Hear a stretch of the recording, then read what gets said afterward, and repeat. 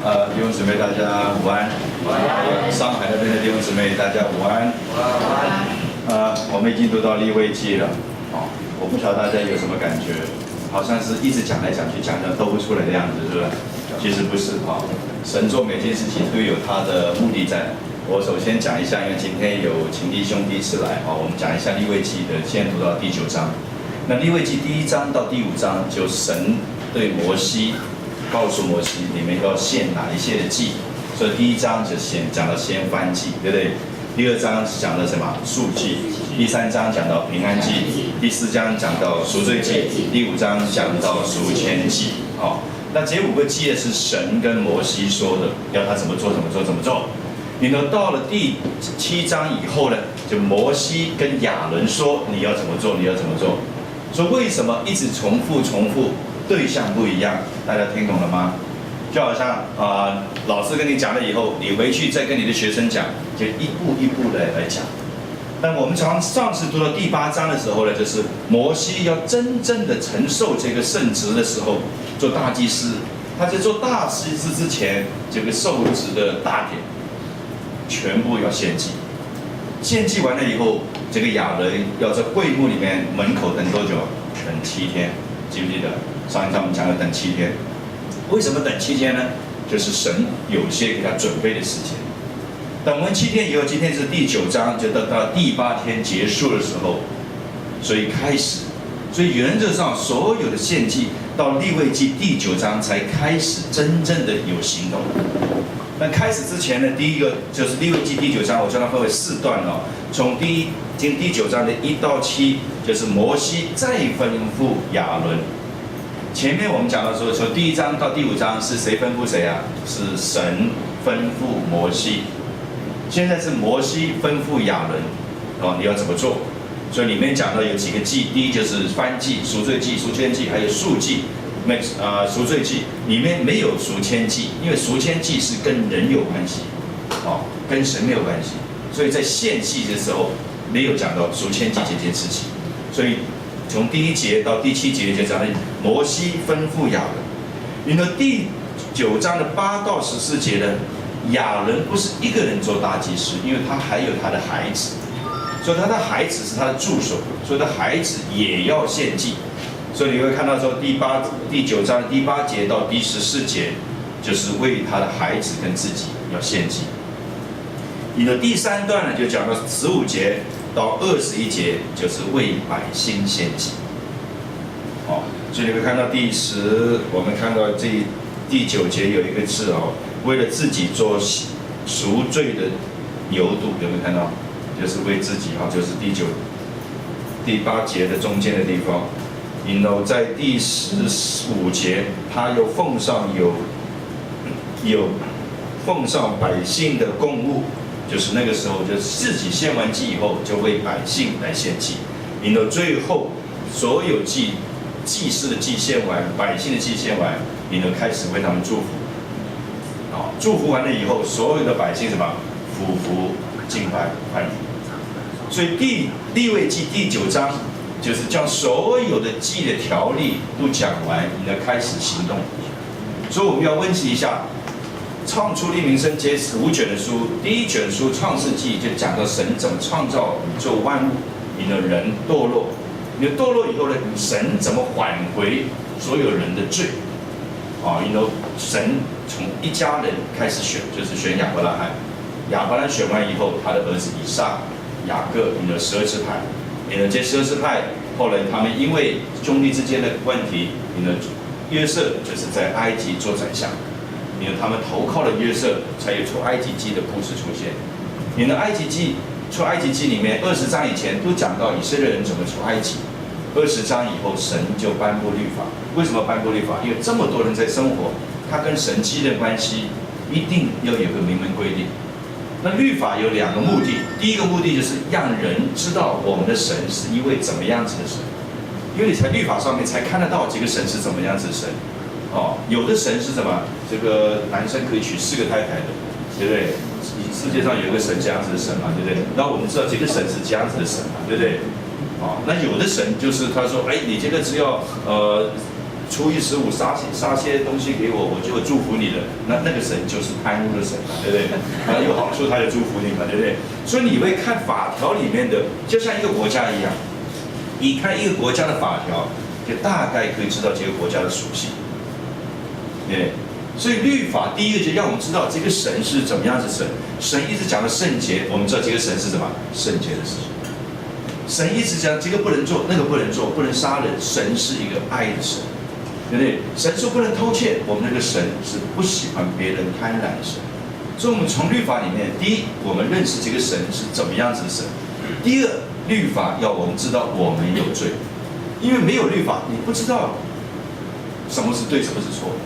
所以有了律法，你知道不可偷窃，你偷的东西，你才是叫做有罪。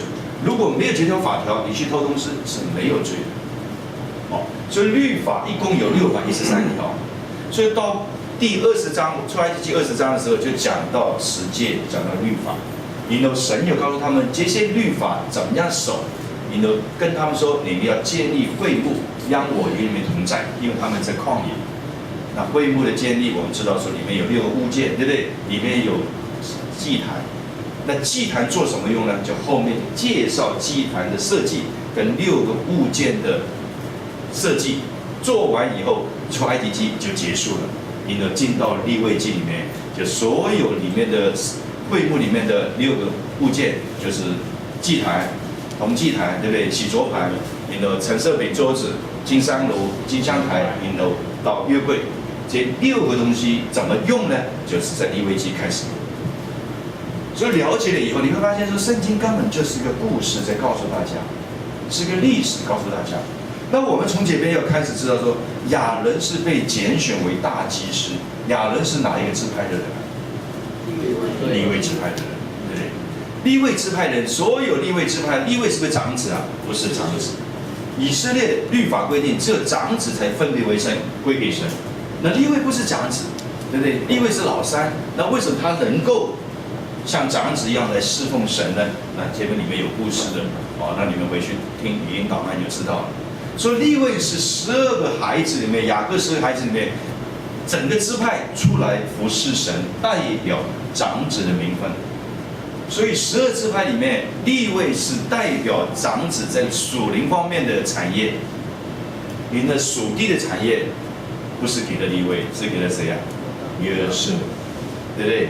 因为约瑟有双倍的祝福嘛，他的孩子，对不对？约瑟有2个孩子，一个叫谁啊？马拉西、便雅悯，对不对？马拉西跟以法莲，对不对？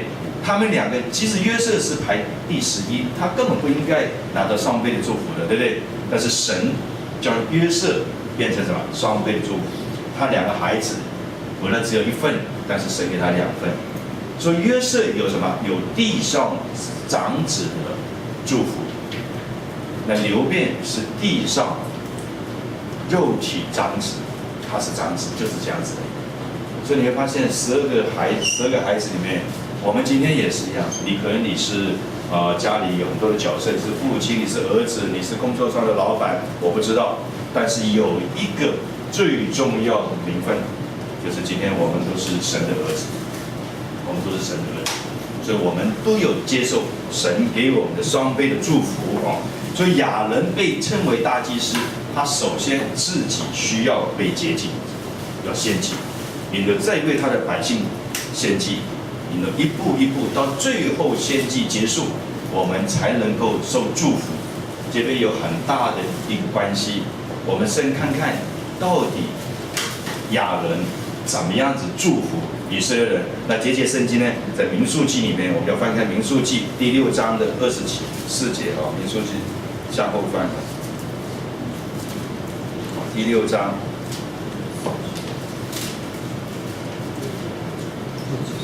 24到26节哦。利未记、民书记、申命记，很多地方会一直在重复，就像4福音书一样，从不同的角度会连贯起来讲的哦。他有时候在利未记没有讲，但是在民书记有讲；有时候在民书记没有讲，他在申命记有讲。所以我们有没有看到第6章24到26节？有没有看到？有，我们一起来读一下好不好？看神怎么祝福他们的啊！来，愿耶和华赐福给你，保护你；愿耶和华使他的脸光照你，愿耶和华向你扬脸，赐你平安。他们要好，我们再来读一遍来。愿什么？愿耶和华赐福给你，保护你。愿耶和华使他的脸光照你，赐恩给你。愿耶和华向你扬脸，赐你平安。好，这个是以色列人，神吩咐摩西对以色列人怎么样子祝福。我们有看到旧约里面，耶稣教导我们怎么祷告，对不对？这叫主祷文。原来在旧约里面，祝福也有方向。很少人知道主祷文，但是不知道以色列他们以前怎么祝福。祝福不是随便乱讲一通，不是乱讲一通，有很明白的规定。所以这边第六章的24节结束，愿耶和华什么赐福于你。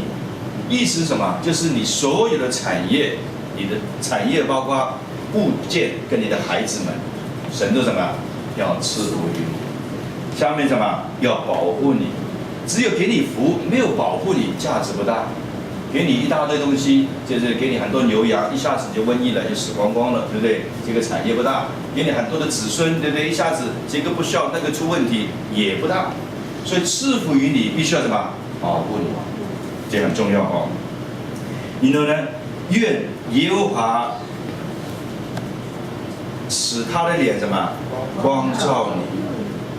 神的脸光照我们，就意思是我们跟神之间的交谈没有断绝，没有阻干，就是光照。那下面我们再看下去赐福赐恩给你，这个恩就是你跟神之间属灵上的关系。属灵上跟地上的物质不一样。愿耶和华向你什么扬脸，他不是跟你翻脸如果耶和华跟你翻脸，你就没得玩了就是跟你扬脸，就是神还可以跟你面对面的可以谈谈话。然后下面就是赐你平安，这个是以色列人看到的时候，现在以色列人他们还是用这样子的祝福：愿耶和华赐福于你，愿耶和华保护你，愿耶和华赐恩典于你，愿耶和华向你扬脸，保守平安给你。现在以色列人也是这样子的问安，所以耶路撒冷就少用，就是他们是平安的意思，他们很注重人的 peace， 就人与人之间的平安，你的人跟神之间的平安，还有人跟自己的平安。我们现在的人，我们跟自己第一不平安，所以信仰是三方面的，信仰是三方面，信仰不是只有跟神之间平安，我们跟神之间平安，我们跟人之间要不要平安啊？要平安。很多基督徒跟人之间没有平安，对不对？他跟人之间之难相处，对不对？我昨天我姊妹就是跟我讲的，我们就是在美国有个教会，对不对？以前是非常非常兴旺的教会。你说现在英国在搞这个奥运现在英国很多以前有名的教会，现在都变成电影院，变成夜店，还变成回教室，为什么？为什么变成这样子？神睡着了，神没有本事，还是什么？没有器皿，没有器皿，对，没有器皿。所以我们常常说我们在等候神，我们在等候神，这句话是讲错了，是在神等候我们，知道吗？神做事情太多事情要做了，但是人跟不上，只有等你嘛。对不对？那个老爸带个孩子做事情，那孩子什么都不学，一直等他嘛，等他毕业嘛，对不对？等他等他等他长大，等他成熟，神是在等我们。你有时候神太忙了，说我在等神，神你好了没有？到我了没有？等我，没这种事情。你这样想的话，那个真理完全不对。所以我们常常在教你们在等候神，等候神，神说还等，快点走了啦，对不对？这是懒惰，对不对？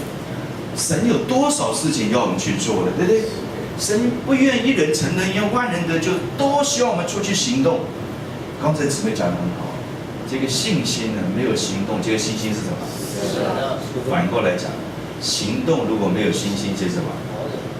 什么活的？我们人读真理都读到了一半，一半就不记得。信心没有行动，原来是讲行动，不是讲行为。哦，信心没有行为，这个信心是死的，就是没有价值。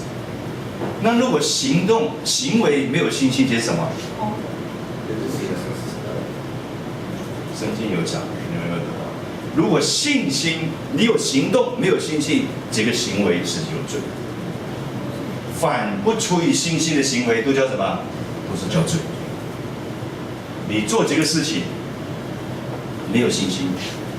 我举个例子，你们一听就知道这些话了，没有什么高深的。我是个医生，我去开一个我不会开的刀，有没有行为啊？有行为。有没有罪啊？有罪。你了解我在讲什么吗？你的行为如果没有信心，这是有罪的事情，这是有罪的事情。弟兄姊妹，为什么圣经要读佛？就是多方面来看，你才能够明白神要对我们说什么。否则的话，你就一知半解的去处理这个事情，你会发生很大的危机。所以很多的欧美的很多的教会，或者德国、法国，现在都变成什么？很多是变成回教室，变成夜店，变成电影院，变成百货公司。为什么？最主要一点就是人都在懒惰的等到神。其实神在天上急得不得了，对不对？神在等我们啊，没有，不是你在等神啊。神做事情快不快啊？快，刚刚有个笑话里面讲嘛，对不对？他看100页是多少？1秒。那我们还要等神，这个道理讲得通吗？讲不通的。所以你会听到很多教会、很多牧师跟讲啊，我们要等到神，不要急，不要急。神说再不急的击毙你了，对不对？这个圣灵都没有多大用途嘛，对不对？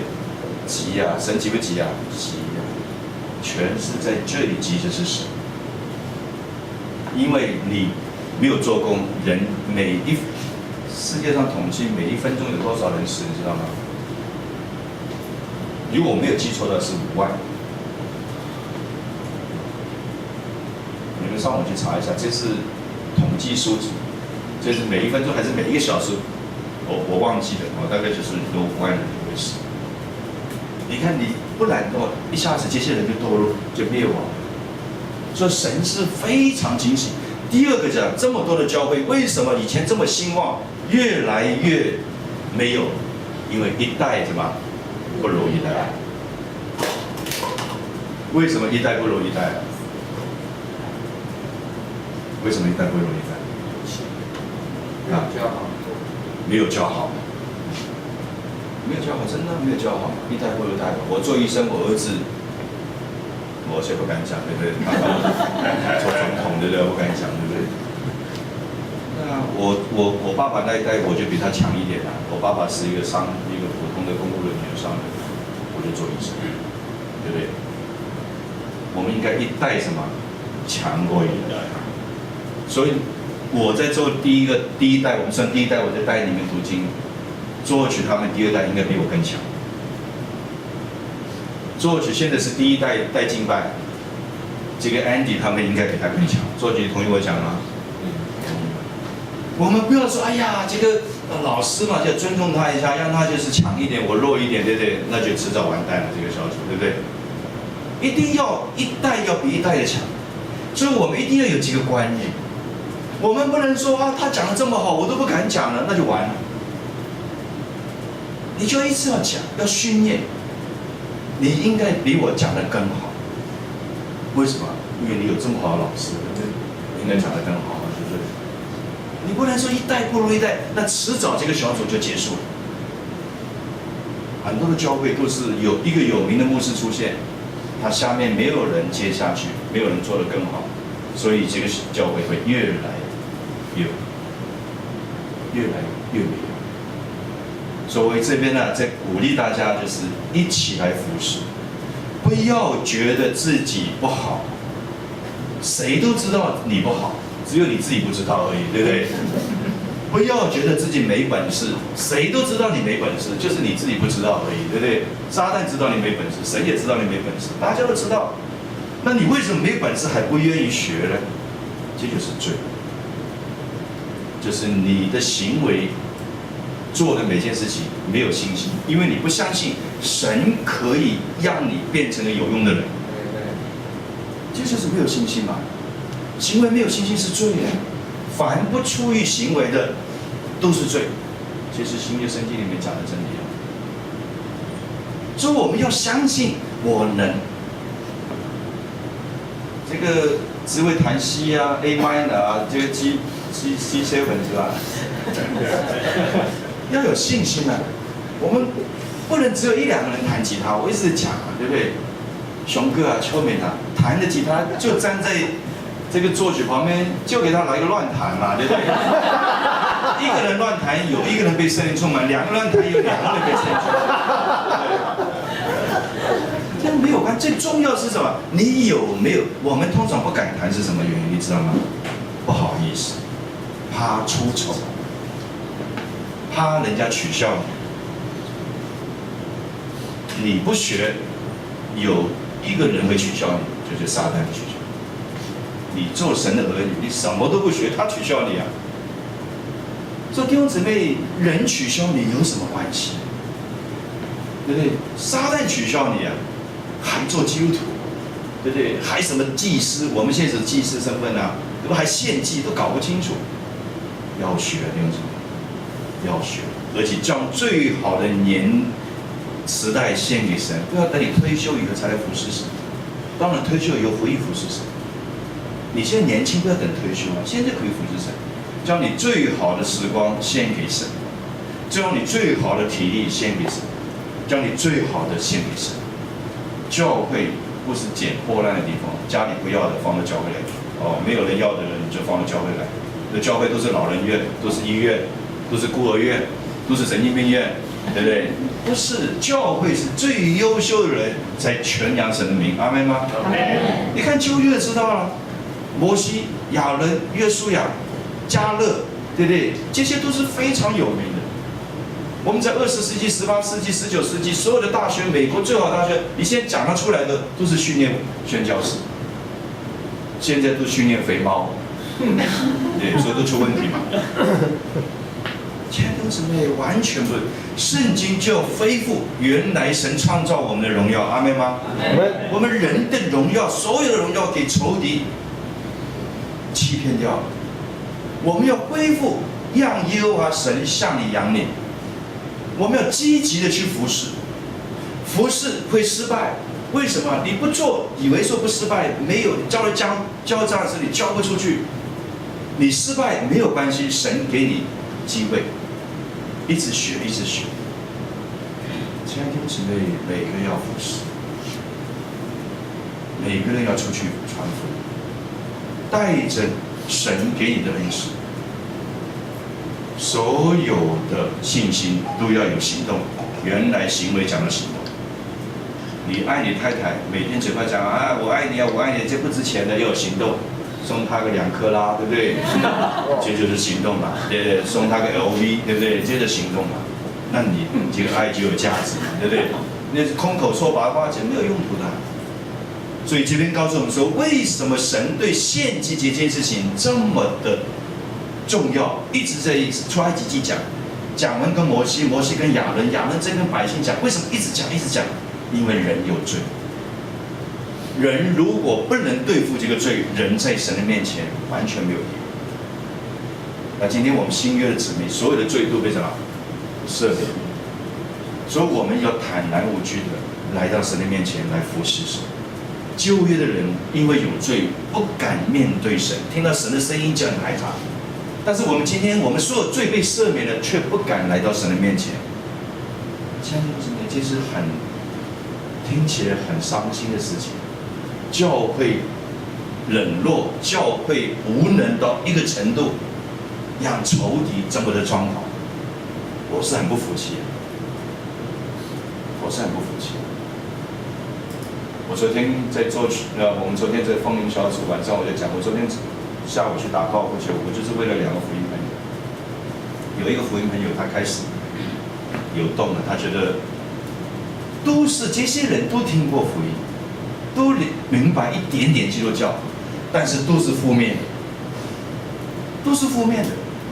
他从来没说啊，基督教好啊。哎呀，你不要跟我讲教。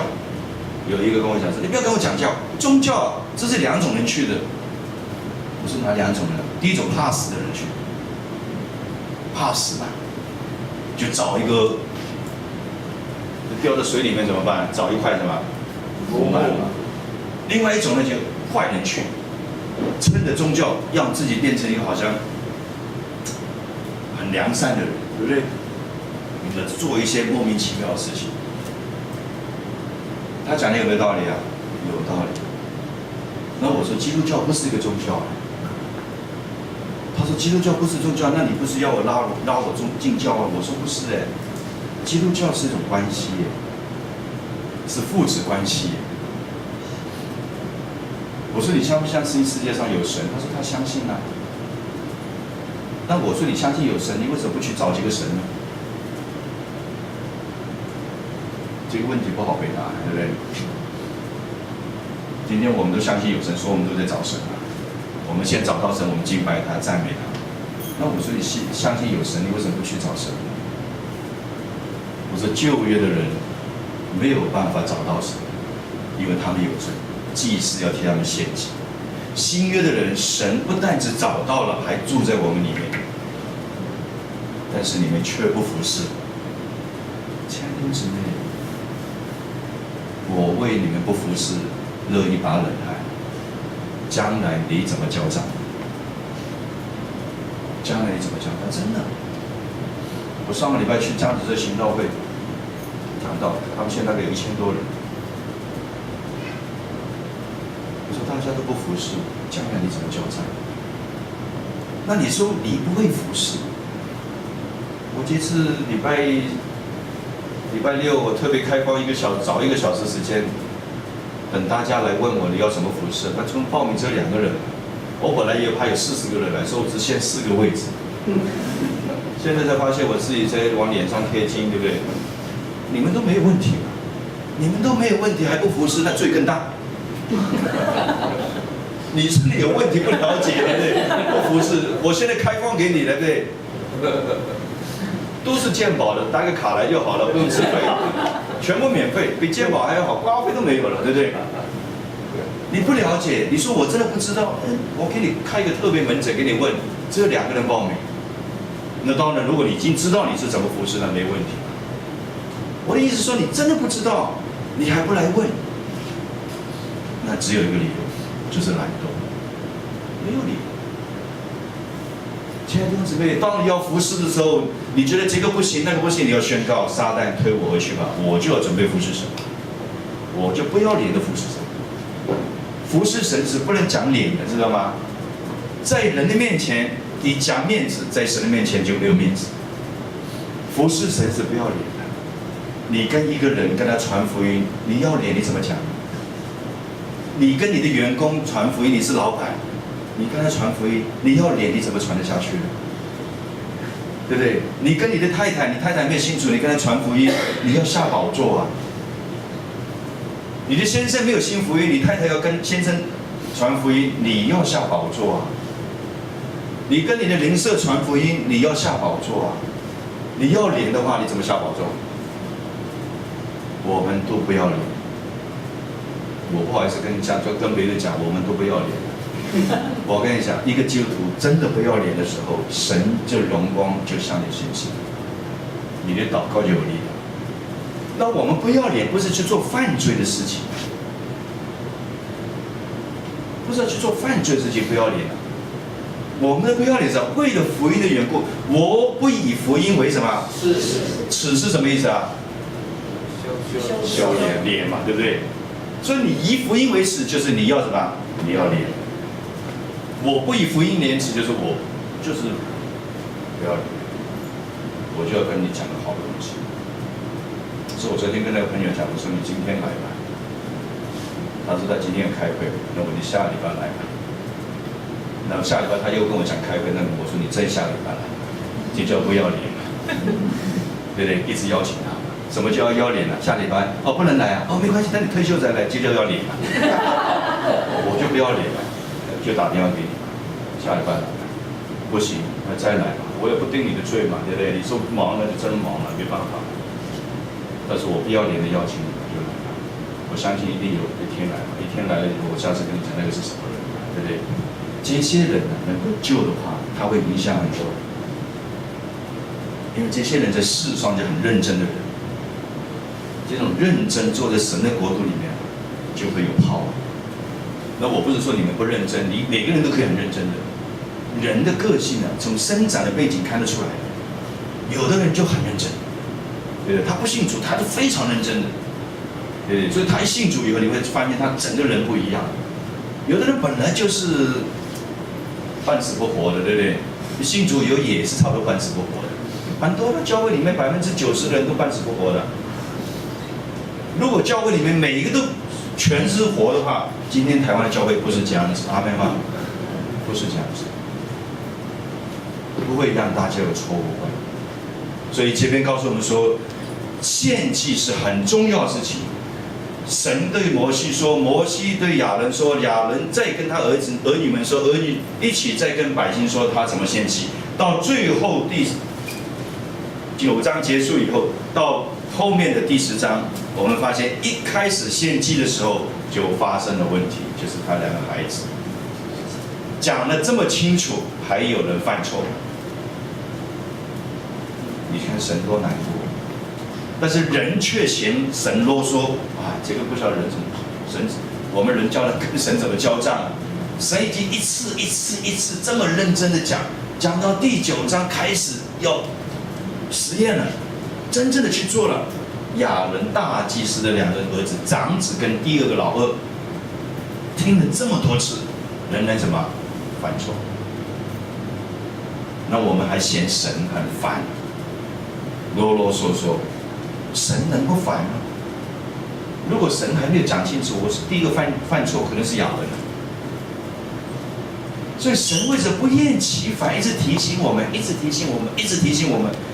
就是他知道我们非常软弱，我们会犯错。那我们不要嫌神啰嗦。今天我也是一直提醒大家，要服侍。人基督徒离开世上的时候，只有一句话。